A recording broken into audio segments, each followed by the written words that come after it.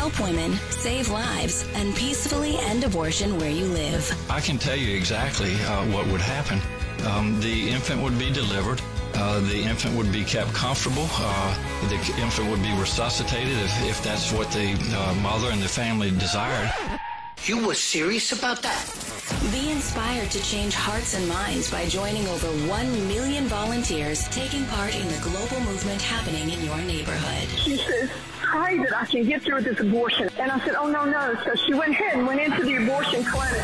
And she just came out. She told us, I'm not going to get the abortion. We just had a baby saved. We had a baby saved in Memphis today. Praise the Lord. This is the 40 Days for Life podcast with your host, Sean Carney. Hello, and welcome to the 40 Days for Life podcast. I'm Sean Carney, the president of 40 Days for Life, and your host for this podcast, which is dedicated to helping you end abortion where you live. Merry Christmas! As we close out Advent, this podcast is coming out on Tuesday, December the 17th, so we're just about a week out, actually. I have one more thing I need to buy, this self-reminder.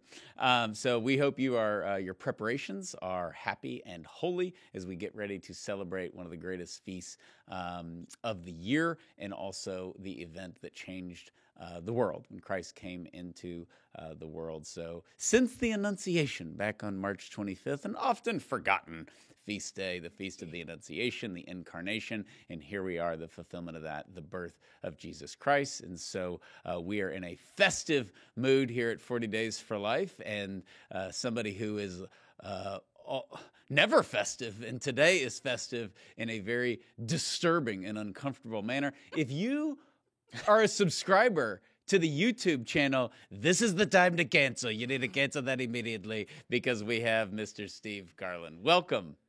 My preparations are very happy and holy. Okay, I say all that. I'm so jealous because you said, I got a surprise for you. And so this is your surprise. It would, and then awkwardly, I wasn't surprised that you own that sweater. A Packer. If you need to subscribe to the YouTube page to take a look at Steve. You need to glance at this because it's fantastic. And then I got to tell you, my heart kind of sank a little bit because I was like, I could have worn a cowboy one.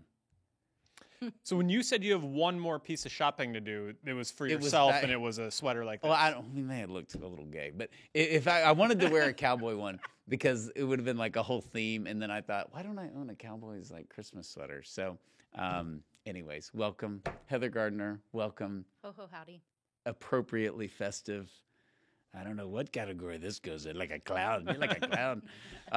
Like I amuse you? I amuse you. So today's topic, by the way, which we will get to at some point, is 7 Christmas carols that mean a little more to pro-lifers. And this one's a little bit of a tearjerker. When you look at our outline, beautiful preparation for Christmas. We're going to cover 7 Christmas carols that should have special meaning to pro-lifers. But first, we have a little bit of a hot take that you were discussing with me in the car, and then you said, I got a hot take, and you're going to get mad at me, and I said, I fully agree, which is we discussed Christmas movies in an earlier podcast, but you believe, I'm speaking for you, Elf is completely overrated. Yeah. The movie. Not bad, but not just bad. Overrated. And I told you why I like it. I like it because James Caan is in it, and I love The Godfather. And it's the reason Elf is funny, which I've explained to my kids, because not all of them can see The Godfather, is it's sunny. He's like a gangster who kills people, and then he's got this son who's an elf, and he's all ticked off about it. So James Caan makes the movie. But one of the most underrated movies is Fred Claus. It's criminal how few people have seen it. Nobody knows it. I wonder how many people are listening right now or watching who have never even heard of it. But do yourself a favor this Christmas. Watch Fred Claus. I don't know if it's criminal. Maybe unfortunate. All right. But criminal's a little extreme. But it is. It's awesome. The cast is fantastic. Paul Giamatti is Santa Claus. Of course, you have Vince Vaughn. And Fred Claus was one you said last year to watch that I hadn't watched, and I actually thought you built it up too much. Have you seen it? Yeah, I saw it. I did.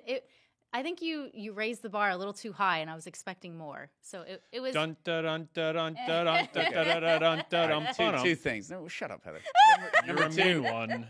You're a Grinch. That's the green. You're the Grinch. This is not the Grinch All right. color green. Fred Claus is stupid and overrated. Everybody go see it. Not what I said. I just said it wasn't as good as I thought. It's funny when his Vince Vaughn is Fred Claus. He's the loser younger brother of Santa. Yes. And so his wife is telling him, because he's coming to ask for money, he's like, you need to say no. You need to show some tough love. And Paul Giamatti, who's Santa, goes, honey, I'm a saint. Tough love isn't exactly what I do. Yeah. It's great. Oh, gosh. Yeah. Okay. Do you want to do some Christmas trivia? Yeah, I'm down. I want to see. I'm down to clown. I want to see what your knowledge is. Ooh, this is All right. a test. I thought this was going to be fun. It's well, we'll see. So my first It's question. Heather. It's not fun. Is that why you put those electrodes on me before we mic'd up here? Yeah, no lying. How many towns in America are named Christmas? Ooh. I wonder 21. if listeners know this. All right, Sean says 21. I'm going to go with 3. I'm taking the under. Steve would be the winner because he's closer. There are 2. Christmas, Michigan, and Christmas, Florida. That's terrible. Shame on America. Shame on America. We need to have more towns. Are these one of those places where people like write their letters to Santa and then they send them there? Oh, or for sure. Does that work? No, This is you know showed who up I'm blaming for in this? the made-for-TV Christmas movies, I'm Obama? sure. No, the Amish. Quite different. Ah. The Amish were always good, and you go up the coast of California and St. Junipero Serra, San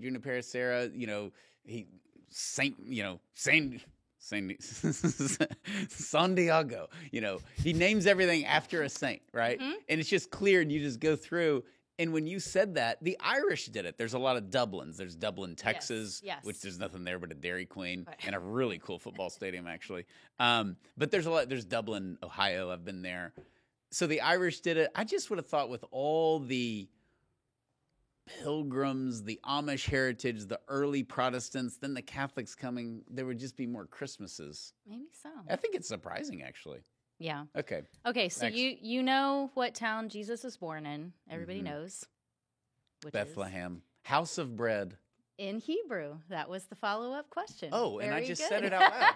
I think Oh, you passed the test, yeah. I'm smoking you, elf boy.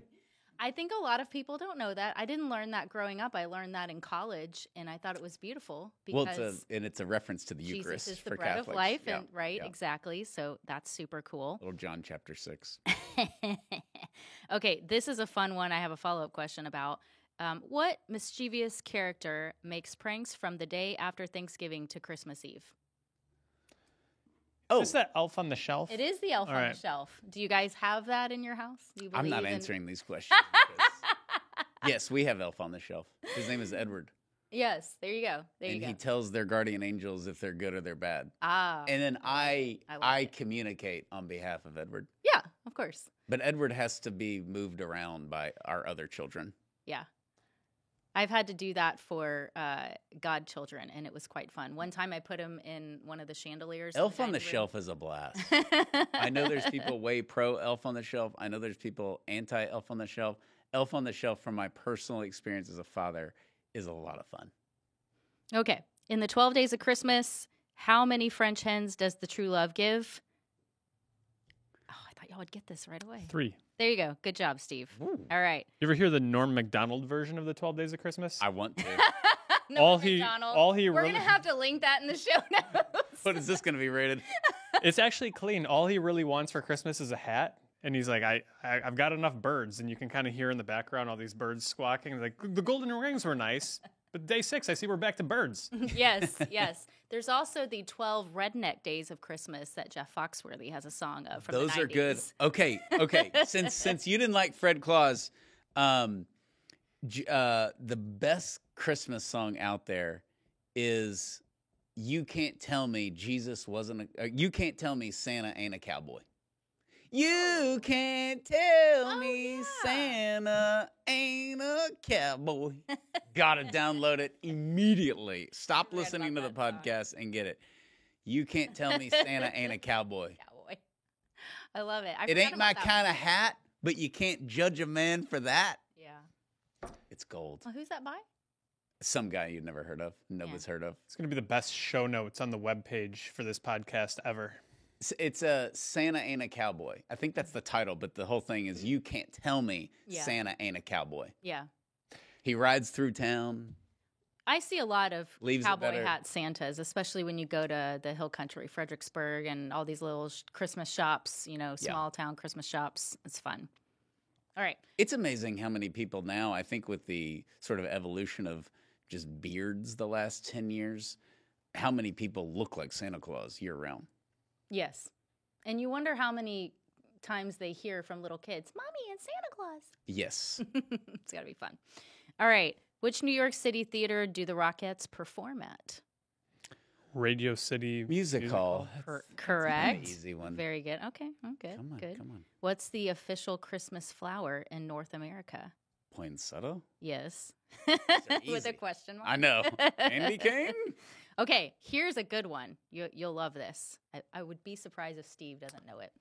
Under which president did Christmas, December 25th, officially become a national holiday?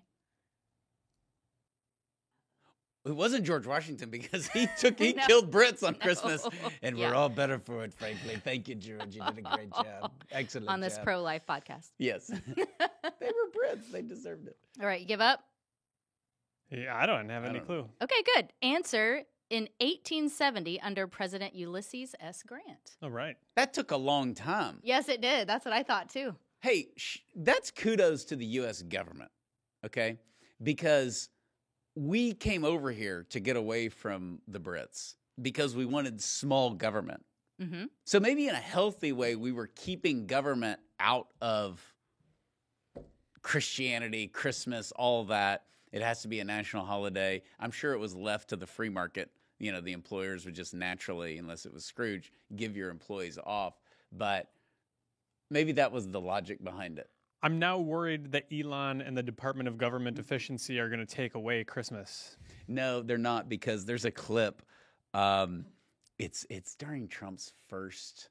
Oh, it's when he's running in 2020, and it's one of my favorites because he said, "You are gonna love what we do with Christmas. We are gonna make Christmas absolutely fantastic. It's unbelievable. Christmas is coming back in a big, big way." But you're just waiting for him to do the God is gonna be very happy with what we do with Christmas. He let it go. We're bringing it back. We're bringing it back in a big way, and take credit for everything.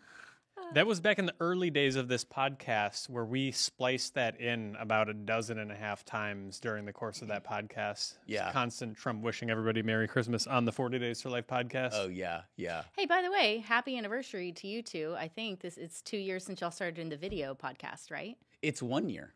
No, it's 2. How long have we been? I've been here for a year and a half. Yeah, this is the completion of the second full year. Yes, And sorry. This is the second year. Yeah. Come 2 weeks from now, this podcast will be 10 years old. Ooh, wow. Are you serious? That's cool. Say that again. We started it in 15. We started, in, 16. or we'll be going into the 10th year, rather. We'll I'm be sorry, going into we'll the be 10th year. Yeah, Okay. yeah. Which is tragic in many ways. But yeah, They've never seen anything like it. there were some people that said it wouldn't work and it wouldn't last, and they're out there. And we know All who right. they are. You know who they are. I have a movie trivia, and then I have a couple of song ones I'll just briefly list so we can segue into our main topic. So, what city What do you mean? was No, Kevin we're still going for a while here, Heather. What city was Kevin McAllister's family traveling to for the holidays Paris. in the hit movie Home Alone? You didn't let me finish. You're right. It's Paris. And number 2, they went to Florida. Correct. They lived in Wilmette, Illinois. I know a little too much about Home Alone. You can rent the house. All right, follow haven't up. done. I Kenosha know, Kickers? that's crazy. You can rent the house. Kenosha Kickers. What food did Kevin McAllister's family order the night before their departure? Pizza. Pizza. Pizza! Kevin, get a plate. Very good. Did anybody order me a plain cheese pizza? I did, but we're going to have to barf it up. Kevin, get a plate. That's right. That we've had a lot of get-togethers. We just had one because we had a birthday party for my 10-year-old. But we have so many people, and it's a positive comment. But they'll be at our house for a holiday, and they're like, "This is like the pizza scene at a Home Alone. Kids everywhere." The milk is spilled. Oh, yeah. Fuller, go easy on the Pepsi. Yeah. Here's my underdone take. When you think of Home Alone, you think of the obstacle course house where they're running through and they're all getting hurt. That's what everybody thinks of. The best parts of those movies are where the kids are just being awful. Just awful. It's the best when you're young, but when you're old, it's like frustrating because you got to pull the like, well, my kids would never do that. Yeah, mine would. We've got our 5-year-old. He just turned 5, and we say he's got a burn it down personality. Like, hey, you're gonna have to like pick up your toys before ice cream. Well, I don't even want ice cream. And so we routinely in our house say, when I grow up and get married, I'm living alone. I'm living alone. So what's funny with Timothy now, my youngest, he's 5, and he's too young because Macaulay Culkin is 9 in real life, but he's like 8 in the movie, whatever. But he's 10 in the movie a year later. Yeah, they messed all that up. But he in real life, Macaulay Culkin is 9. So Timothy is 4 years behind him, but he looks like Macaulay Culkin. So when we go places, we can put Timothy up on the screen. But like when we go places, they're like, that kid looks just like Macaulay Culkin. Oh, how funny. And out of all of our kids, it's kind of one of those, their older 7 are good. Like he's like, he has that capacity just to like throw a fit. And we're very fortunate. None of our kids just had like all out tantrums for no reason. Like out of just like they see a bug over there and they lose it. And he does it. And so he is turning into Kevin. I love that. Both of you, your youngest. Oh, yeah. All right. And Mariah Carey's classic. All I Want Steve's for Christmas favorite. Is You. All I Want for Christmas song. What does she say she won't even wish for? Snow. Yes. Very good. He hates it, but he knows it. And I'm acting like I didn't know the answer. But did you see what happened with her in that song recently? Where the UK named her the Queen of Christmas, and she said, "Oh, that's Candace Cameron Bure. You can't do that." No, I thought it's Mariah Carey. They named her the Queen of Christmas, and she said, "No, that's reserved for the Virgin Mary." Ooh. No way. You can Google it. Yeah, it's on Twitter. Of course, it's true. But yeah. No, she it was some, I don't know, Guardian or somebody named her officially the Queen of Christmas, and she said, "I'll never use that title. That's clearly reserved for the Virgin Mary." Mm. There we go. The world is healing. It's beautiful. Yeah. Ever since I got elected, people are turning to God. In Brenda Lee's song "Rockin' Around the Christmas Tree," what feeling does she suggest you'll get when you hear voices singing "Let's Be Jolly"? That's right, a sentimental feeling. He's crushing it in that Yeah, sweater. he is.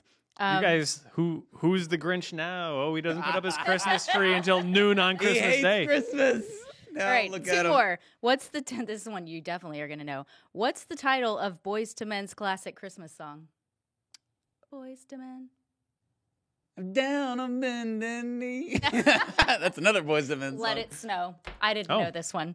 Let It Snow, apparently. At the end of the road. Now we're bringing up really bad 90s songs. So I'm like, as a rule, I don't really like all this crap that's generated by artificial intelligence, but I found an awesome mashup of Creed singing Rudolph the Red-Nosed Reindeer to the tune. I heard that yesterday. Oh my gosh, that made me laugh. It was so funny. The tune of the song Higher. Do you remember the song Higher? Mm-hmm.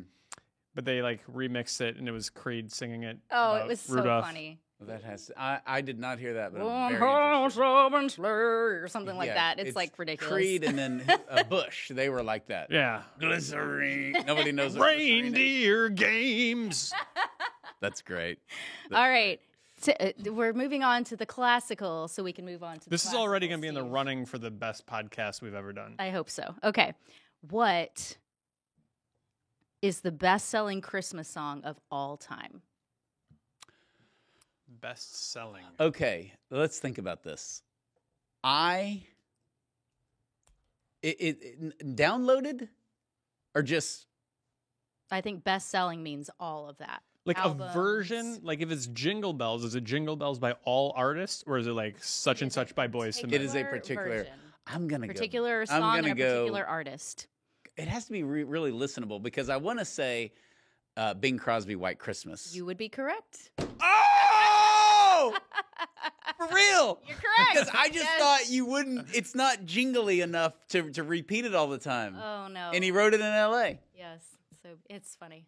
I think our sound guys just died. Sorry. No, that's was awesome. I'm raw very- emotion, baby. Disclaimer, if there has been a new list that has come out since this podcast or even since 2024, Okay. then, you know, But that has a if different you go to answer, then fine. Spotify, this is very deceiving, and this happens sometimes. if you go to Spotify, I believe the most downloaded Christmas song is "It's Beginning to Look a Lot Like Christmas," which is by Michael Bublé, and of course, everything Michael Bublé does is awesome. So, but that's deceiving because people download his album and it's the first song, so it's just what pops up automatically and plays. So the downloads go up. It's a technicality because his best Christmas music, that's a good song, but he's got some other ones where his. I don't like Santa Claus is Coming to Town. I mean, it's okay, but like his version of it is awesome. It's something like our grandparents danced to in the 40s. It's phenomenal. It's big band. Santa Claus is Coming to Town and Jingle Bells. He takes those and it's just super fun. There you go. What do you got for us, Steve? Were we competing? Did I win? Your first song here. Oh, we're actually going to contest? Oh, now we're doing... Okay, sorry. We're actually going by the script now. Okay, now we're doing the 7 Christmas carols that mean a little more. Do y'all... First off, what's your favorite Christmas... Oh, Holy Night. Okay, so can I have a disclaimer? Mine is Celine Dion's "Oh Holy Night." I think that's one of the most beautiful songs of all genres ever in the history of the world. It's so beautiful. But I think my favorite one is "What Child Is This?" when it's properly sung by an adult who can sing. Yes. Yeah. Agreed. I like all songs that are properly sung. Right. But, well, some songs are just good. I mean, me singing George Strait is acceptable. What's your favorite of all time? I also like "Oh Holy Night." Instead of Celine Dion, my preferred version is actually the Mormon Tabernacle Choir. I love when you get all those voices. Yes. That'd be good. Yes. Christmas music is Christmas carols is very powerful. They're all very, very strong, so they're hard to sing. Okay. Number 1. O Come, Emmanuel. O come, Emmanuel. Why does that have special meaning for pro-lifers? Well, I think the verse that everybody knows, right? There's like a ton of verses to it, and we all remember like maybe 2 of them. But O come, Emmanuel, and ransom captive Israel that mourns in lonely exile here until the Son of God appear. And I think this one, it hits me a little bit because we've seen, particularly in the last few years, that have been very difficult in a number of different ways. The most pro-abortion government ever, and we're frustrated by a lot of the things we see. That imagery of God's people being in exile, I think it is a powerful image, and the hope that comes with waiting for the Messiah. And I think about it oftentimes the virtue of perseverance, in that the people who were waiting for the Messiah, this was a time span that went beyond their lifetimes. There were centuries of prophecies of waiting for the Messiah, the chosen one, the Redeemer of Israel. And so I always love, this is... it's obviously the most well-known Advent carol, I think, and it's also my favorite just for those reasons, that you've got that sense of we're in exile, but there's the longful expectation and hope that cannot be extinguished, regardless of what else is going on in the world. The Romans are occupying you, the DOJ is coming after you, it doesn't matter. It's a great persecution hymn of just things are going to get better. And most Christmas carols are obviously the ultimate celebration. But I think the theme that this one is a great one to start off on, but that goes through all of these 7, is the sense of sin and the reality of sin in the world. Jesus isn't coming because we were bored and we needed to see some cool miracles and we really care about Lazarus and he needs to be raised from the dead. He came to redeem us. He came because of our sins, and it's the greatest acknowledgement of sin in the history of the world is the Annunciation and the birth of Christ. And so all of there's no sugarcoating that, not in a like pound the table way, but in a beautiful way of we're living in darkness and better. But, redemption is on its way. And in that sense, it points both ways. It points back toward the incarnation and birth of the Lord, and I think it also points forward toward his return. Right. Absolutely. And you very properly point out, for those who are going to be making comments about this, that this is an Advent hymn. which is a big distinction for certain people. It was written by Edward, the elf on the shelf. Yeah, there you go. Your guardian angels and tells them whether you're good or bad. Okay, number 2, our favorite. What child is this? What child is this who laid to rest on Mary's lap So good. This has a lot of meaning because of our overall rejection of children and our sort of cultural acceptance that less children, no children equals more freedom. And yet it's a child that's going to I actually save hear us that from a lot. ourselves. I hear that a lot, of course, in our increasingly secular culture from not just what I hear on social media and different podcasts that report on the culture. I hear this directly from family, people in my life, from friends that I know. It's really sad that children are a burden. They're a burden. There's freedom without children. And it's not to say that if you are somebody who doesn't, maybe you're a married couple and you don't have children because you couldn't or whatever, it's not, we have to be careful not to imply the opposite, that your life is pointless without children. Right. Because God has a purpose and and meaningful plans for everybody. And sometimes that doesn't include having your own children, but to go the extreme and say there's so much more freedom without children, it's like, yeah, children are a responsibility, but it's just really sad. It's really sad how people are making the comments like, well, that's why we get to go on vacation, and that's why we get to enjoy life, and that's why we get to sleep in on Saturdays. And it's always so superficial, isn't it? Yeah, it's very superficial. We're eating, we're day drinking, and we're going places and without doing other people get really grotesque. They say grotesque things. It's disgusting. So I think it's sad. This is in a way, this is what I love about the movie Four Christmases, because they're mocking the selfishness of these couples that are like, we're free, we can do whatever, and they blow off Christmas with their families so they can go to Fiji, and they supposedly don't want to get married, even though Reese Witherspoon in the movie really does, and she actually does want children. Yeah. And for obviously the movie's hysterical, but the overall message is really good, and it's got some sentimental moments, right? Where he basically realizes he's turning into his loser dad who just doesn't want any responsibility whatsoever, and he kind of second guesses his life. But I think, great that there's Four Christmases is a movie that mocks that. But I also think in a positive way that there is this new wave of get married, have children, don't be afraid, be a good father. And this is part of, I think, in the media, because the Daily Wire is big on that. Joe Rogan is big on that, for crying out loud. Jordan Peterson is big on that. Yeah. That it's healthy, that your job has more meaning. Yeah. Whenever you have children and responsibility, and you're going to act different, you're going to think different, which is 100% true. Yeah.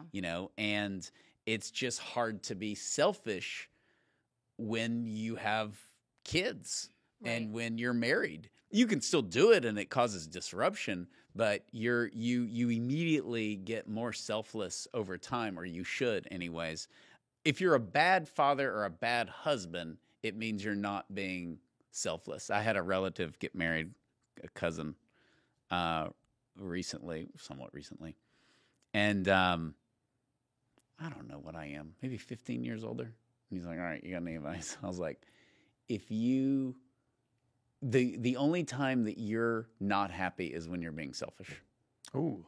If you just diagnose it. If you're frustrated at something in your marriage or whatever, your wife or your kids or your situation, whatever it is, it basically boils down to the fact that you're being selfish and you're thinking about yourself. Did you mean to say joyful? Because sometimes you're doing things selflessly and doesn't necessarily mean you're happy about it. Like, you're pulling a whole bunch of extra weight and you're really frustrated because you're really tired and you're really whatever. Doesn't necessarily mean you're happy about it in the moment. But you have peace. I think so. Yeah. Okay. Well, I know there's a distinction. So you're a very joy. So I know what you're saying. Like that the sacrifice doesn't require pain. But I'm saying when you're actually frustrated about something, it's probably because you're being selfish. That's a good point. I'm just speaking for me, Heather. And you don't know what it's like to walk in my shoes. I don't. You're right. Lived experience. I mean, that's the message. Steve feels great when he's being selfish. He's like, this is awesome. More Doritos for me, baby. Exactly. More meatloaf. I think this one also, it kind of gives lie to the notion that we have to have security to have children, right? Like this is I think of all the Christmas carols, I don't know if I can think of one that better illustrates the humility of Christ coming as a child. Why lies he in such mean estate where ox and ass are feeding? I mean, that's the ultimate contrast to the story that you told a few weeks ago on the podcast about your buddy who was like, until I've got $750,000 in the bank, no babies. Right. And I always felt so awkward singing that at Christmas Mass, that line. When I was a Ox and kid. ass? Yeah. Probably Like, I a can't really. believe we're saying this in church. I think, yeah. There's a really cool British pub named that somewhere. Is it? Yeah. Not that I've been. I like your note on here, Steve. Abortion advocates killing children born into poverty or that would be born into poverty or other difficult situations. The Christ child's bed could not have been more humble. Very true. This next one, I was not aware that Longfellow wrote it. No wonder it's so good. This is one of my top 3 favorites. I love this one. I heard the bells on Christmas Day. Heard the bells on Christmas Day. Their old familiar carols play, and wild and sweet the words repeat of peace on earth, goodwill to men. So he wrote it 1863 in the middle of the Civil War. Yeah. 1860, the Civil War is raging. America is torn apart. 2 years earlier, his wife dies in a horrific fire. He's hurt so badly trying to save her, he can't even go to her funeral. And then his son runs off. There's kind of mixed accounts of what happened, but some of the accounts suggest that his son ran off against his wishes to join the army and fight in the Civil War. His son gets severely wounded. He ends up surviving, but it doesn't look good at the time. And Henry Wadsworth Longfellow is sitting there on Christmas Day, and he hears the Christmas bells ring, and he's like, peace on earth, goodwill to men. Like, for real, guys. And I think a lot of people know maybe the first stanza. I heard the bells on Christmas Day, their old familiar carols play, wild and sweet, the words repeat of peace on earth, goodwill to men. But you get into it in the middle of it. You go through all the verses, it gets kind of dark. He's talking about the Civil War and the cannons thundering and the carol of good peace on earth, goodwill to men. It's all drowned out. But the last 2 stanzas really bring it home. And it started out as a poem. It became a song. Some of you know it. And in despair I bowed my head. There is no peace on earth, I said, for hate is strong and mocks the song of peace on earth, goodwill to men. Then pealed the bells more loud and deep. God is not dead, nor doth he sleep. The wrong shall fail, the right prevail, with peace on earth, goodwill to men.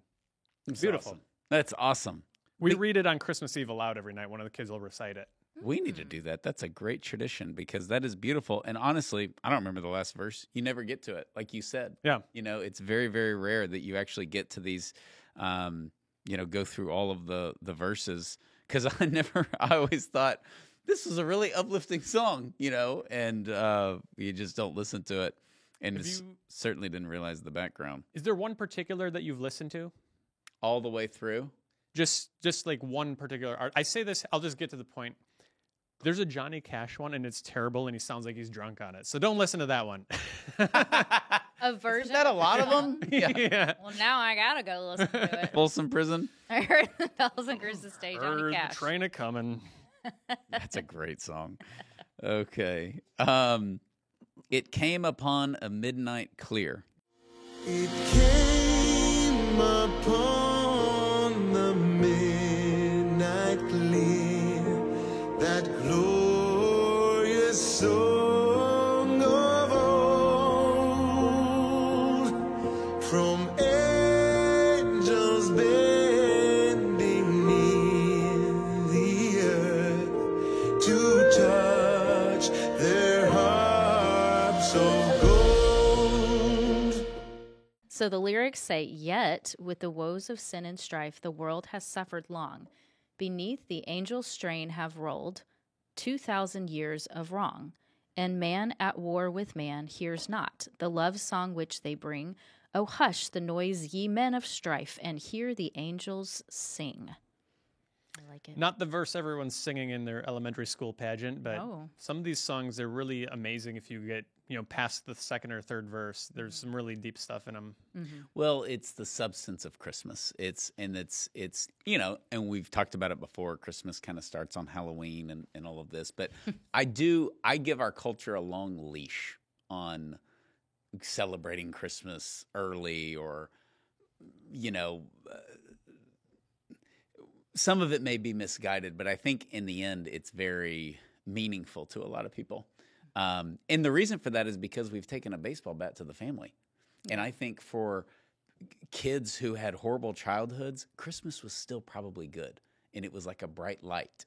And they want to attach themselves to that for as long as possible. And if they grew up in a great family, Christmas was awesome. But I think for the wounded in our culture, Christmas is just this, we always had that. Like, at least we had that. And to me, that is I may be totally wrong, but that's my sort of guess looking, why is everybody totally into Christmas? I think there's a significant number that disagree with that because there's some sort of awful thing attached to Christmas. Like either they had a bad family life and then also somebody close to them died, and so they can't celebrate Christmas anymore. This is what they make made-for-TV Christmas movies about. And the stats show it. A lot of people die around Christmas. Yeah. My grandfather died 10 minutes into December 26th, But that was almost kind of a beautiful thing, like we were all together. But I understand that. But I think the majority of people, it just represents a hopeful, positive memory. Because that's the only thing that explains all this, because everybody's into Christmas. Well, not the Jewish people, but, Yeah, but they don't object to it. That's true. They don't say, he wasn't the Messiah, shut up. They don't. Not to our faces. It sort of harkens back, and we see this in, when are all of the Christmas carols from, the ones that we grew up singing and that we know, like Bing Crosby, White Christmas, all the 40s and 50s and maybe into the 60s a little bit, and it kind of harkens back to the sort of Norman Rockwell painting where America, things are looking up right now, right? But we spent several years of America burning and COVID lockdowns, and here we go. Great. Have a COVID Christmas. Only took 30 minutes.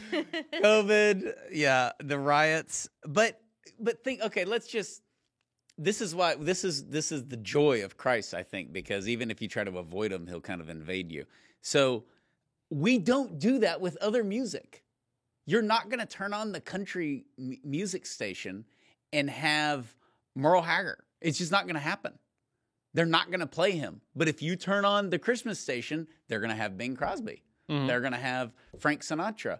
It's the only time we really listen to those people. And that's why, not to continue to brag on my man Michael Bublé, he's so popular because it's retroactive. And I think that connects us to the past musically anyways, more than any other genre, is Christmas music.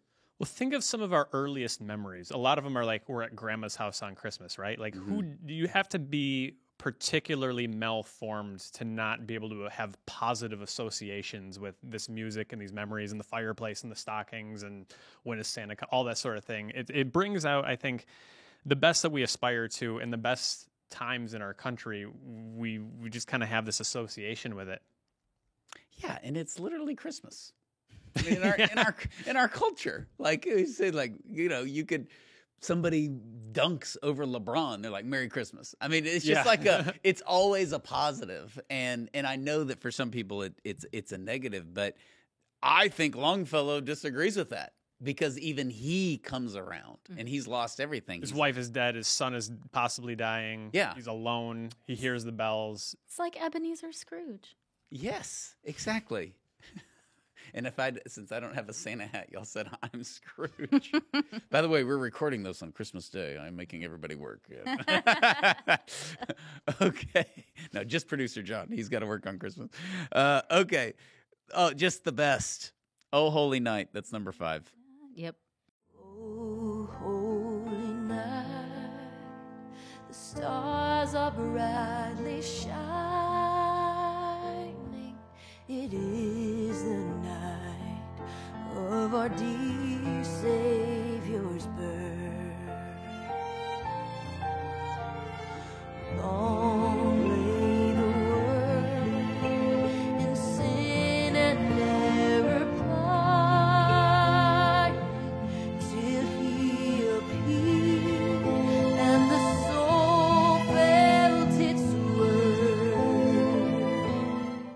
You know what got me into Oh Holy Night? To bring this full circle to our banter is there's a scene in Home Alone where Kevin goes to the church. Yeah. Yes, it's Beautiful so beautiful. church, actually. You can look it up. I mean, obviously it's still there, but the church is gorgeous that they shot in. Yeah, it is. It's very traditional. The choir singing. It's really pretty. The creepy old man who is a dead ringer for President Rutherford B. Hayes is there to Shut see up. his I am granddaughter. pro old man. They misjudged him. He took out the bad guys with a shovel. Did you realize how sick that scene was in the movie? But first, I'm gonna gnaw off your fingers. Like, what in the hell was John Hughes thinking?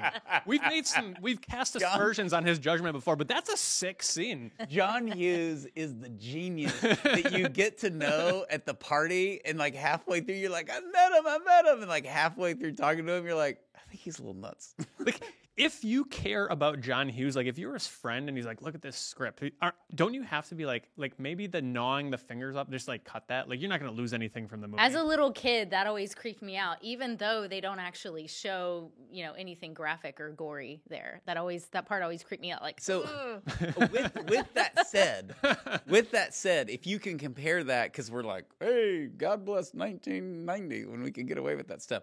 But if you can compare that to today, it's amazing how innocent and clean Home Alone is. That's true. Especially considering it's John Hughes. I mean, he did The Breakfast Club. He did a lot of great stuff. But it's just one of those where he's kind of a genius, and he did Uncle Buck, which is hysterical.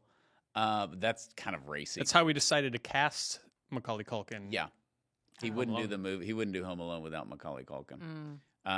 But he said he wanted to make a movie that was absolutely timeless. And he's really done that. Yeah, mission accomplished. I mean, everybody's into Home Alone. You're what the French call les incompetents. The dialogue's great in Home Alone. Besides many quotes. Besides that one part. But how are you down on the old man? He makes it. No, I'm not down on the old man. He just looks like President Rutherford B. Hayes, and he is creepy at that point. Like, He's put not creepy. Put a Band-Aid on your hand, bro. They He do looks try like- to make him creepy. I mean, come on, his bandage, like dirty bandage on his hand, and then It he was looks the down. late 80s. Remember when they're what like- do you know? They're looking out the window, and they Haven't you seen The Outsiders? the No. South Bend Shovel Slayer, and he looks like he sees him look at the window, and he's like, He's just cold. well. Yeah, so this just proves 10-year-old John would have definitely got abducted by the old man. Do you need help? Get in my trunk. I want Jill to freeze frame the expression you just did and make a meme out of it. Yeah, absolutely. Are we still talking about Oh Holy Night? Oh, Holy Night, my Here, favorite. well, if we go back to that, Your lyrics. all of a sudden, Kevin in the church turns into, Father Benedict Groeschel, who's a spiritual director to Mother Teresa and has a degree in psychology from Columbia. All of a sudden, like he's like, call your son, and he's this genius. Oh, yeah, that's Yep. right. Okay. The third verse. Okay. We've covered a lot of ground here. Truly he taught us to love one another. His law is love and his gospel is peace. Chains shall he break, for the slave is our brother, and in his name all oppressions shall cease. I was actually trying to sing that in my head, and I can't Can't do it. Yeah. I can't quite get the last line or two down, so I'm gonna have to go back and Like, listen to that chains part. shall he break, for the slave is our brother. That part I got, but And in his name all oppression shall cease. Okay. This one, it started out as a French poem, and then it was translated into English by an abolitionist. So that's where we see, and this is why I put this on the list for carols that mean a little bit more to pro-lifers, I think, because he's talking about basically ending the oppression of slavery, and I think that there's obviously some connections there to our movement, the pro-life movement, and so I think it's just a very hopeful one, and captures Chesterton once wrote that there would be slavery after the incarnation and after the life, death, and resurrection of Christ, but never again could someone justify it. It wouldn't be justified, and it was only a matter of time before slavery ended. And I think we would see the same thing about abortion. After Christ becomes an unborn child, can abortion long endure? I don't. Can we kill days are any limited. child? Yeah.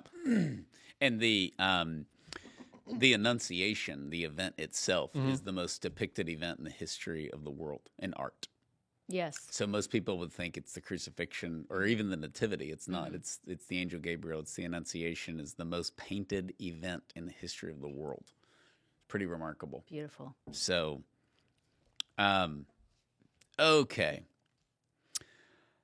And if you haven't done it, go listen to Celine Dion's "Oh Holy Night." It's awesome. It's really awesome, and I say that as a masculine alpha male. I totally endorse it, and I didn't even realize it. Mary Lisa mentioned it like 10 years ago. I'm like, all right, I'll listen to Celine Dion. I'm not some fruitcake. Christmas like opens up all worlds. You can like I listen to Jewel on Christmas. You don't know what it does to my heart, man. Yeah, I listen to Jewel. We'll get it. Maybe edit that one out. But I get where you're going. Okay. Oh, come all ye faithful. Oh, come, all ye faithful, joyful and triumphant. Oh, come ye to Bethlehem. This is another one where it's kind of one of the hidden verses we don't think about much. But God of God, light of light, lo, he abhors not the virgin's womb, very God, begotten, not created. Simply put, if God took human form in the womb, how can any Christian support abortion? And it's basically straight out of the Nicene Creed. I mean, that one's just ripping a lot. This one, I love this hymn in general. I don't know if this is universal, but our church, that's always Christmas morning mass. This is the opening hymn. And I remember, not to bring it back to Fauci again, but the COVID year, we're at Christmas mass, and like we had all the. I bet you guys didn't have this in Texas. Is this Christmas 2020? Christmas 2020. 'Cause you had like 3 Christmases with COVID. That's true. Okay. And we were like legally forbidden to sing, I believe. It was against the law. And I remember going to mass that morning night. and like the organ just like bam, and everyone's belting it out. It was the best moment of a very bad year. And So y'all sang. we sang, yeah. I didn't. I was like fighting back tears. It was so beautiful, but it was awesome. Yeah. I hated it because I had the only mask that I had with me was this mask that a friend of mine gave me that was supposed to be like it was a Norwex cloth mask, and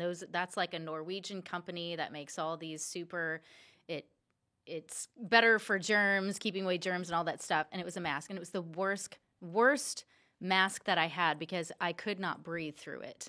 And so then not breathing regularly and also trying to sing with that mask on. After that night, I was like, I'm never doing this again. I don't care what the government says. I don't care what's happening in the world. I'm never wearing a mask when I want to sing, especially at Christmas Eve. And I ended up buying one of those mesh masks. Because you're in Austin. We didn't wear masks to Christmas. But I was in Houston for Christmas. You were in Houston. Harris County? Yes. I believe it was at Christ the Redeemer. Then we just didn't do it then because our parish, which will go nameless, is in Yeah. Harris County, but Yeah. we didn't do that. Yeah. We were full blown. I didn't do it. This was and this was like, you know how it already is where you have to get there 45 minutes Yeah. early if you want to get a seat. Yeah. Well, this was half the capacity because it was every other pew. Oh, no. So then it was like, so we were sitting in the back and, there's nobody behind us and there's nobody in front of us. And I just, but it was like, make sure you're wearing your mask and blah, blah, blah, blah, blah. And If we get there early because our kids are participating in the Christmas play. Bernadette's been the Virgin Mary and Declan is Balthazar. So, the outfits are Awesome. classic. And he's like, he's a Bubba. Yes, He's like, yes, he's yes. like 90% height, 90% weight for Aw. his age. And so he's like, Cute. Yeah, repent or believe or I'll smash your face into the pew. So it's great. And that makes me think of Jingle All the Way when Balthazar gets messed up in the. Oh, that's right. That's right. That's another good movie. You don't like Christmas with the Cranks. Not a fan. Do you like it? I like it. I think it's funny. I love love it. watching it with my mom. Yeah. And my in-laws love it. Mary Lisa loves it. But with Tim Allen Yeah. and great. Dan Aykroyd and Jamie Lee Curtis. Yes. It's yes. great. Because most people don't realize that. Remember she's trying to hide from Dan Aykroyd because he's like, you won't put up your Frosty. Right. The snowman. Right, on the Neighborhood roof. thing where you got to put up Frosty or you're shunned. And so he's like knocking on the door and she's like crawling around on the ground to hide. And it's like Yes. a reference to her in Halloween. Oh. which was her first movie. And even the music changes. They don't like do the Halloween music, but it kind of changes like this scary music. And it's just, Because they're caroling outside. they're caroling outside singing like, faster. you need to come out here and put up your Frosty, to be in line with the neighborhood. And so they kind of change Yeah. the music. And she's looking out the blinds and she's terrified. And it's like a reference to Halloween. It's Oh, that's super- funny. I didn't catch that. I didn't see the movie. It's Halloween. super smart and fun. Okay. Joy to the world. Joy to the world, the Lord is come. Let earth receive her King. Let every heart prepare him room. And heaven and nature sing, and heaven and nature sing, and heaven and nature sing. Does anybody not close their Christmas service or mass with Joy to the World? Isn't this universal? Pretty Do much. y'all close it? Is that- Unless it's Go Tell It on the Mountain, but I prefer Joy to the Oh, World. Joy to the World is way better. Yeah. Yeah. Yeah. All right. Joy to the world, the Lord is come. Let earth receive her King. Let every heart prepare his room. And heaven and nature sing. And heaven and nature sing. And heaven and nature sing. Now, I think this gets kind of back to what we've called pro-life for normal people. We've got a heavy mission, but we've got to be joyful about it. And this brings it all home that Christ has won the victory.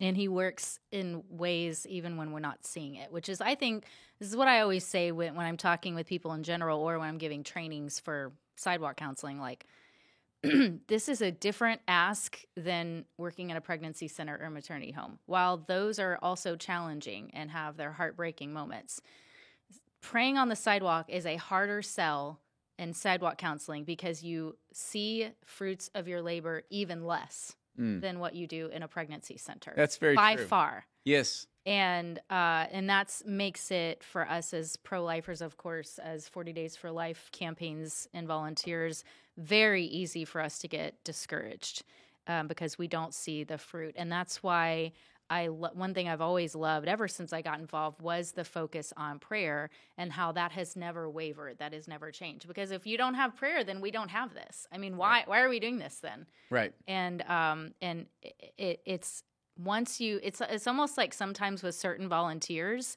you can see the change where they finally get it. Like, oh, no matter what, this is important. God is working through us when we're here. This is important for us to be here and have that physical presence to be praying for them, which that's what keeps me going.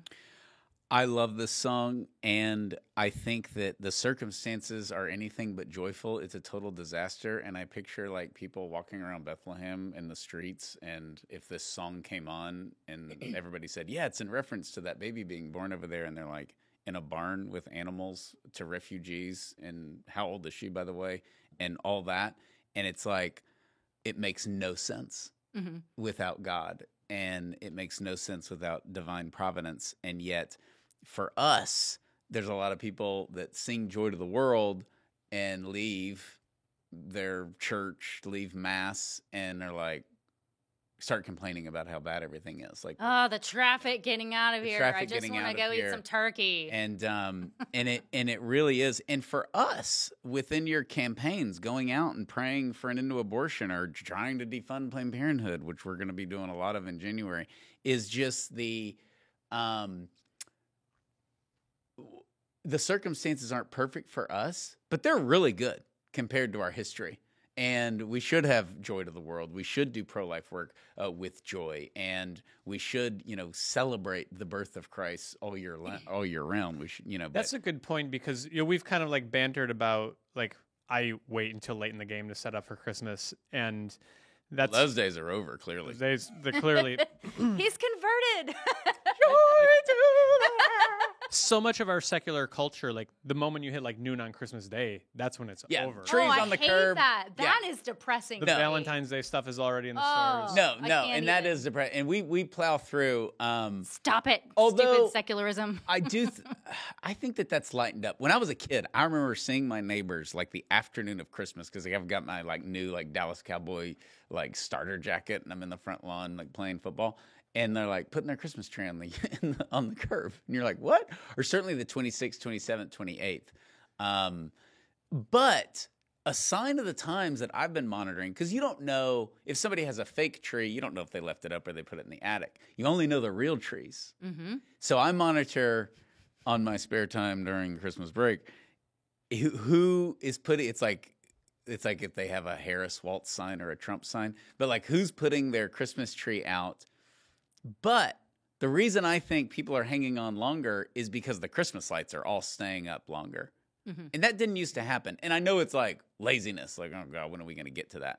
But I notice it's totally through New Year's for Christmas lights. That's good. My dad has this story that cracks us up. In my neighborhood. I'm just trying to shed some hope in the world. We don't take them down till March because we can't get up on an icy roof. Oh. How do you put them up? Go up on But it's go usually up on the roof. It's usually warm enough. A lot of times you just do it in November.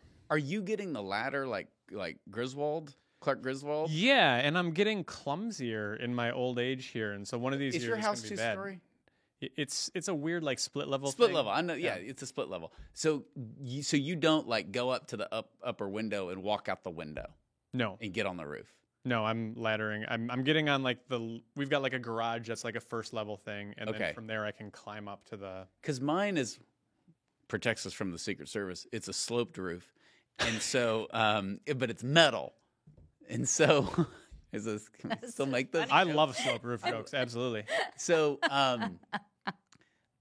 but what's actually easier, I don't put lights on top of the house because it's just like it's a little too much. And we have so many trees and stuff, we can just do other stuff. But the kids will go out the window and just stand on the. It drives me insane. Keep them up at least through New Year's, absolutely. Not the little kids, but it's easier to get out the window and onto our roof. But I would love to see you on this ladder. I'm trying to picture this. We need photos. It's the ladder that's like, don't stand on the top 2 steps. I'm like, watch me. How am I going to get on this roof otherwise? Yeah, everyone has to do that. And you could get the tallest ladder in the world. You will get into a scenario. I've done some dangerous stuff with my pole saw because I have to trim trees a lot. Oh, yeah. Like every couple of years, I got to do some. In this winter, I'll have to do it. But I'm like, there'll be like one way up there. Like it's hanging down, but it's connecting to the trunk way up there. So I'll be like, the ladder's even on the top step, and the pole saw's long. It's not worth it. I think if I get on the top step of the ladder and then that doesn't work, so I'm like, if I back the truck up and put the ladder in the truck, and climb up, and I've done that. Yeah. Oh, of course. Making sure Mary Lise is home, so in case the branch falls off me or cut my arm off, like she can call the ambulance. But I don't want her to know that I'm doing it. Right. She won't allow it. But I'm like, go get the truck, get the ladder, get up there, and get the branch. And it falls, and I move the truck and put everything in. Oh, I got that branch. Yeah, I got that branch. I've got to kind of like give a little extra boost off of that top of the ladder. And one time I did it, and as I'm pushing off, I kick the ladder over. So now I'm just like on the roof. Now we're talking. That's Clark Griswold. That's Griswold. Yep.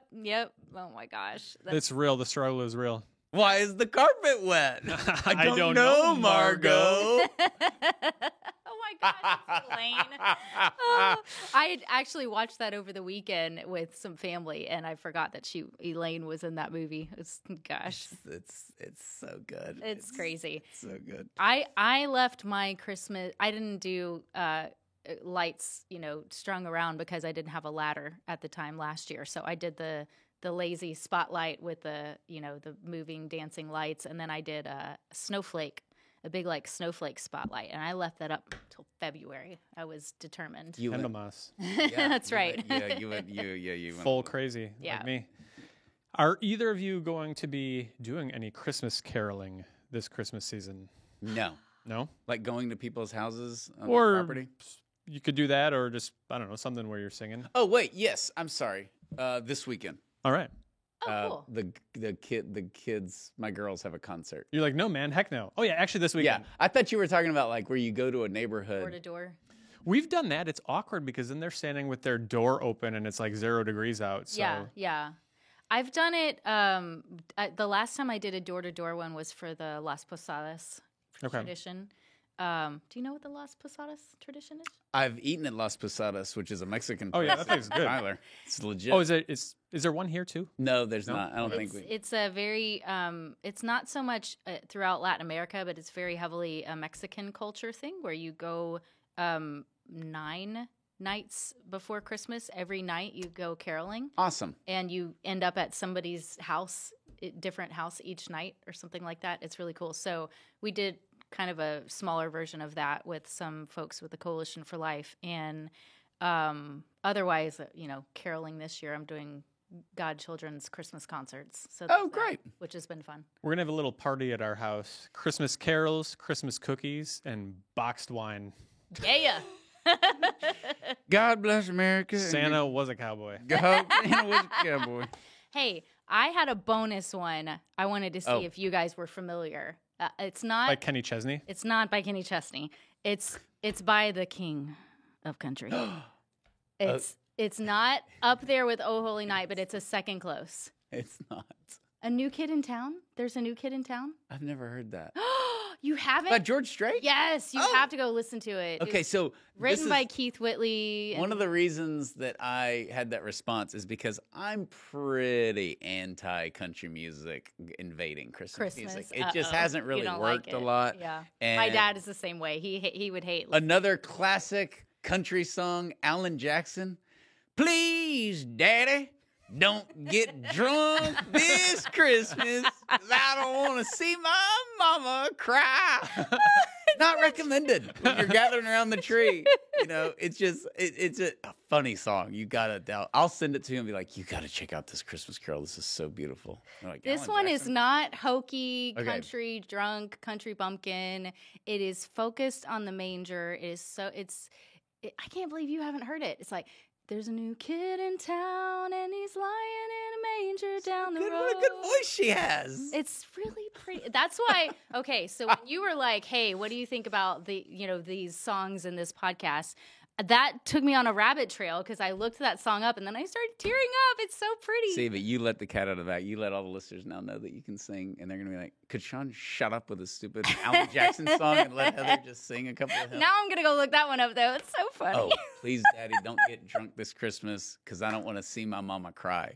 It And don't get better. there's another- That's Donald J. Trump. There's another one I saw online the other day. There was this marathon going on. I don't know, Minnesota or somewhere in Minnesota, and there was a deer that came through. Oh. And knocked over an old lady. And Oh. it goes, Grandma really did get run over by a deer. And like, that's another hokey. Oh gosh, yeah, that's a really good one. But you can't tell me Santa and a Cowboy is gold, and I you'll gotta go have it in listen your to that. head and that's a clean song. That unlike, please, Daddy, don't get drunk this Christmas. You are welcome, everybody. You are welcome. Yes, absolutely. So those are your 7 Christmas carols that can tie into your pro-life beliefs. We're off next week so that nobody spends their Christmas with Daddy drunk or listening to the podcast. Absolutely. So Oh, yeah, you the get- podcast is you get off, a yeah. week off. What a great year for 40 Days for Life. What a beautiful time in our movement, a time of hope. We have a lot coming out after the new year on defunding Planned Parenthood and some other big things that we've been working on behind the scenes. So, but aside from all that, please pray for us. We will pray for you.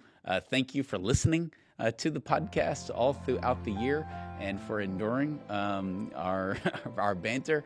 And please pray for the mission of 40 Days for Life. And as you celebrate Christmas with your family, our prayer for you is that it is filled with the peace and the joy that is promised with the birth of Jesus Christ. Merry Christmas. Oh, holy night, the stars are brightly shining.